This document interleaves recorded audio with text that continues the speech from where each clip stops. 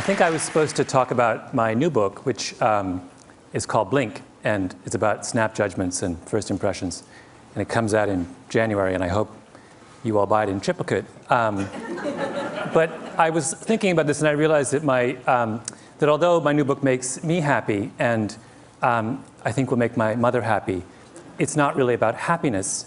So I decided instead I would talk about someone who I think has done as much to make Americans happy as perhaps anyone over the last 20 years. A man who is a great personal hero of mine, someone by the name of Howard Moskowitz, who is most famous for reinventing spaghetti sauce. Howard's about this high, and he's round, and he's in his 60s, and he has big, huge glasses and thinning gray hair, and he has a kind of wonderful exuberance and vitality, and he has a parrot, and he loves the opera, and he's a great aficionado of medieval history. And he, by profession, he's a psychophysicist. Now, I should tell you that I have no idea what psychophysics is, although at some point in my life, I dated a girl for 2 years who was getting her doctorate in psychophysics, which should tell you something about that relationship. But Howard, as far as I know, psychophysics is about measuring things. And Howard is very interested in measuring things. And he graduated with his doctorate from Harvard, and he set up a little consulting shop in White Plains, New York. And one of his first clients was, this is many years ago, back in the early 70s, one of his first clients was Pepsi. And Pepsi came to Howard and they said, you know, there's this new thing called aspartame, and we would like to make Diet Pepsi. And we'd like you to figure out how much aspartame we should put in each can of Diet Pepsi in order to have the perfect drink. Right? Now that sounds like an incredibly straightforward question to answer. And that's what Howard thought. Because Pepsi told him, look, we're working with a band between 8 and 12%. Anything below 8% sweetness is not sweet enough. Anything above 12% sweetness is too sweet. We want to know what's the sweet spot between 8 and 12. Now, if I gave you this problem to do, you would all say, it's very simple. What we do is you make up a big experimental batch of Pepsi at every degree of sweetness, 8%, 8.1, 8.2, 8.3, all the way up to 12. And we try this out with thousands of people, and we plot the results on a curve, and we take the most popular concentration, right? Really simple. Howard does the experiment, and he gets the data back, and he plots it on a curve, and all of a sudden he realizes it's not a nice bell curve. In fact, the data doesn't make any sense. It's a mess. It's all over the place, right?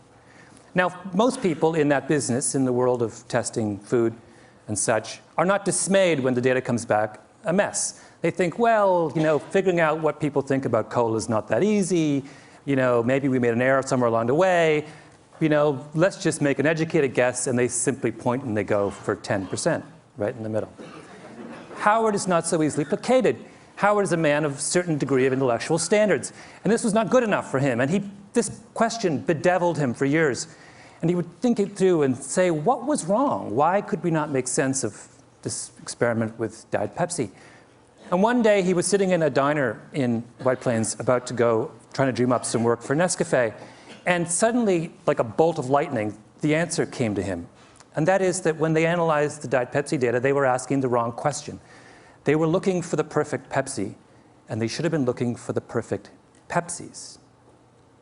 Trust me, this was an enormous revelation. This was one of the most brilliant breakthroughs in all of food science. And Howard immediately went on the road, and he would go to conferences around the country, and he would stand up and he would say, you have been looking for the perfect Pepsi. You're wrong. You should be looking for the perfect Pepsis. And people would look at him with a blank look, and they would say, what are you talking about? It's craziness. And they would say, you know, move, next. Try to get business, nobody would hire him. He was obsessed, though, and he talked about it and talked about it and talked about it. Howard loves the Yiddish expression, to a worm in horseradish, the world is horseradish. This was his horseradish. He was obsessed with it. And finally, he had a breakthrough. Vlasic pickles came to him. And they said, Mr. Moskowitz, Dr. Moskowitz, we want to make the perfect pickle. And he said, there is no perfect pickle. There are only perfect pickles. And he came back to them and he said, you don't just need to improve your regular. You need to create zesty. And that's where we got zesty pickles. Then the next person came to him, and that was Campbell's soup. And this was even more important. In fact, Campbell's soup is where Howard made his reputation. Campbell's made Prego, and Prego in the early 80s was struggling next to ragu, which was the dominant spaghetti sauce of the 70s and 80s. Now, in the industry, I don't know whether you care about this or how much time I have to go into this, but it was, technically speaking, this is an aside, Prego is a better tomato sauce than ragu. The quality of the tomato paste is much better. The spice mix is far superior. It adheres to the pasta in a much more pleasing way. In fact, they would do the famous bowl test back in the 70s with ragu and Prego. You'd have a plate of spaghetti and you would pour it on, right? And the ragu would all go to the bottom and the Prego would sit on top. That's called adherence. And anyway, despite the fact that they were far superior in adherence and the quality of their tomato paste, Prego was struggling. So they came to Howard and they said, fix us. And Howard looked at their product line and he said, what you have is a dead potatoes society, a dead tomatoes society. So he said, here's what I want to do. And he got together with the Campbell's Soup Kitchen and he made 45 varieties of spaghetti sauce. And he varied them according to every conceivable way that you can vary tomato sauce. By sweetness, by level of garlic, by tartness, by sourness, by tomatoiness, by visible solids, my favorite term in the spaghetti sauce business. Every conceivable way you can vary spaghetti sauce, he varied spaghetti sauce. And then he took this whole raft of 45 spaghetti sauces and he went on the road. He went to New York, he went to Chicago, he went to Jacksonville, he went to Los Angeles. And he brought in people by the truckload into big halls. And he sat them down for 2 hours and he gave them over the course of that 2 hours 10 bowls. 10 small bowls of pasta with a different spaghetti sauce on each one. And after they ate each bowl, they had to rate from 0 to 100 how good they thought the spaghetti sauce was. At the end of that process, after doing it for months and months, he had a mountain of data about how the American people feel about spaghetti sauce. And then he analyzed the data. Now, did he look for the most popular brand variety of spaghetti sauce? No. Howard doesn't believe that there is such a thing. Instead, he looked at the data and he said, let's see if we can group all these different data points into clusters. Let's see if they congregate around certain ideas.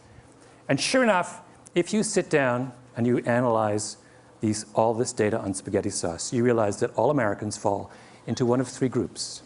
There are people who like their spaghetti sauce plain, there are people who like their spaghetti sauce spicy, and there are people who like it extra chunky. And of those three facts, the third one was the most significant, because at the time, in the early 1980s, if you went to a supermarket, you would not find extra chunky spaghetti sauce.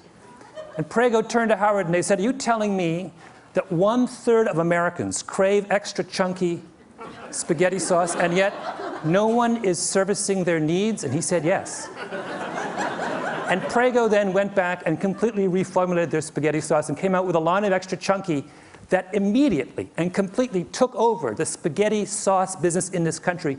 And over the next 10 years, they made $600 million off their line of extra chunky sauces. And everyone else in the industry looked at what Howard had done and they said, oh my God, we've been thinking all wrong. And that's when you started to get 7 different kinds of vinegar and 14 different kinds of mustard and 71 different kinds of olive oil and then eventually even ragu hired Howard. And Howard did the exact same thing for ragu that he did for Prego. And today, if you go to the supermarket, a really good one, and you look at how many ragus there are, do you know how many they are? 36. In 6 varieties. Cheese, light, robusto, rich and hearty, old world traditional, extra chunky garden. That's Howard's doing. That is Howard's gift to the American people. Now, why is that important? It is, in fact, enormously important, and I'll explain to you why. Because what Howard did is he fundamentally changed the way the food industry thinks about making you happy. Assumption number 1 in the food industry used to be that the way to find out what people want to eat, what will make people happy, is to ask them. And for years and years and years and years, Ragu and Prego would have focus groups. And they would sit all you people down and they would say, what do you want in a spaghetti sauce? Tell us what you want in a spaghetti sauce. And for all those years, 20, 30 years, through all those focus group sessions, no one ever said they wanted extra chunky, even though at least 1/3 of them deep in their hearts actually did. People don't know what they want, right? As Howard loves to say, the mind knows not what the tongue wants. It's a mystery. And a critically important step in understanding our own desires and tastes is to realize that we cannot always explain what we want deep down. If I asked all of you, for example, in this room, what you want in a coffee, you know what you'd say? Every one of you would say, I want a dark, rich, hearty roast. So people always say when you ask them what they want in a coffee, what do you like? Dark, rich, hearty roast. What percentage of you actually like a dark, rich, hearty roast? According to Howard, somewhere between 25 and 27% of you. Most of you like milky, weak coffee. But you will never, ever say to someone who asks you what you want that I want a milky, weak coffee. So that's number one thing that Howard did. Number two thing that Howard did is he made us realize, it's another very critical point, he made us realize in the importance of what he likes to call horizontal segmentation. Why is this critical? It's critical because this is the way the food industry thought before Howard, right? What were they obsessed with in the early 80s? They were obsessed with mustard. In particular, they were obsessed with the story of Grey Poupon, right? Used to be, there were two mustards, French's and Golden's. What were they? Yellow mustard. What's in yellow mustard? Yellow mustard seeds, turmeric, and paprika. That was mustard. Grey Poupon came along with a Dijon, right? Much more volatile brown mustard seed, some white wine, a nose hit, much more delicate aromatics. And what did they do? They put it in a little tiny glass jar with a wonderful enameled label on it. Made it look French, even though it's made in Oxnard, California. And instead of charging $1.50 for the 8-ounce can, the way the 8-ounce bottle, the way that French's and Golden's did, they decided to charge $4. And then they had those ads, right, with the guy in the Rolls Royce, and he's eating the Grey Poupon, and the other Rolls Royce pulls up, and he says, do you have any Grey Poupon? And the whole thing, after they did that, Grey Poupon takes off, takes over the mustard business. And everyone's take-home lesson from that was that the way to get to make people happy, right, is to give them something that is more expensive, something to aspire to, right? Is to make them turn their back on what they like, think they like now, and reach out for something higher up the mustard hierarchy. A better mustard, a more expensive mustard, a mustard of more sophistication and culture and meaning. And Howard looked at that and said, that's wrong. Mustard does not exist on a hierarchy. Mustard exists, just like tomato sauce, on a horizontal plane. There is no good mustard or bad mustard. There is no perfect mustard or imperfect mustard. There are only different kinds of mustards that suit different kinds of people.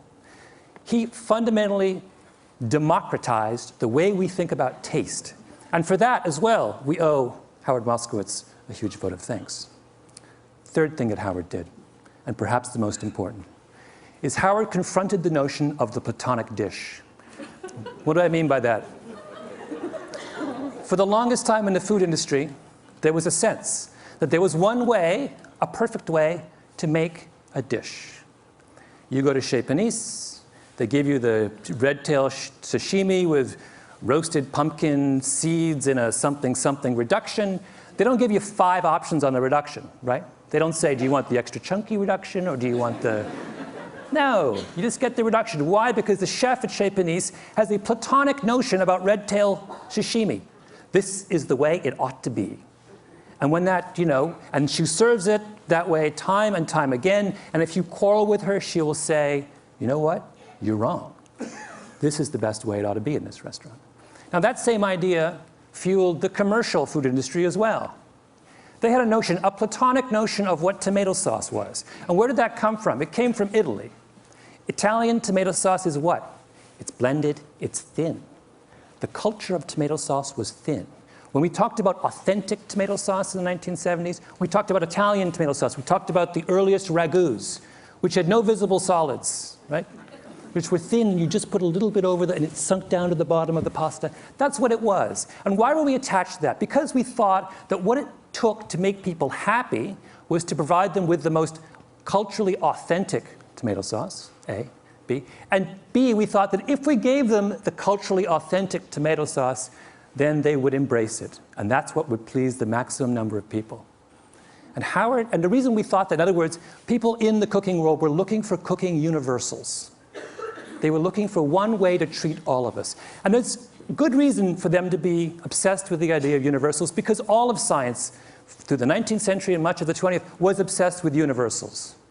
Psychologists, medical scientists, economists were all interested in finding out the rules that govern the way all of us behave. But that changed, right? What is the great revolution in science of the last 10, 15 years? It is the movement from the search for universals to the understanding of variability.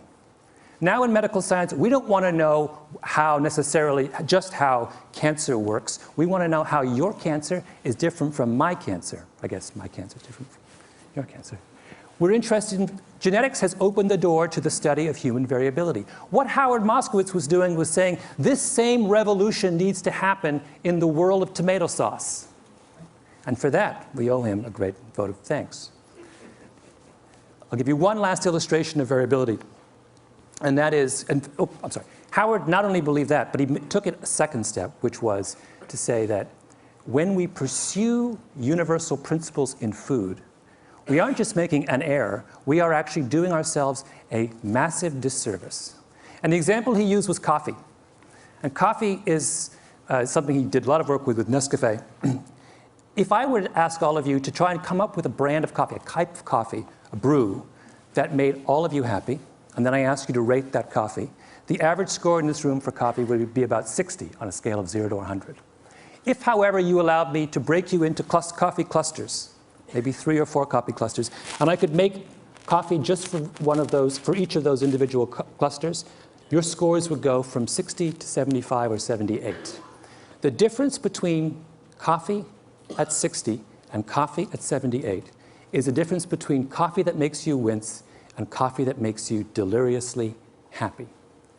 That is the final and I think most beautiful lesson of Howard Moskowitz, that in embracing the diversity of human beings, we will find a sure way to true happiness. Thank you.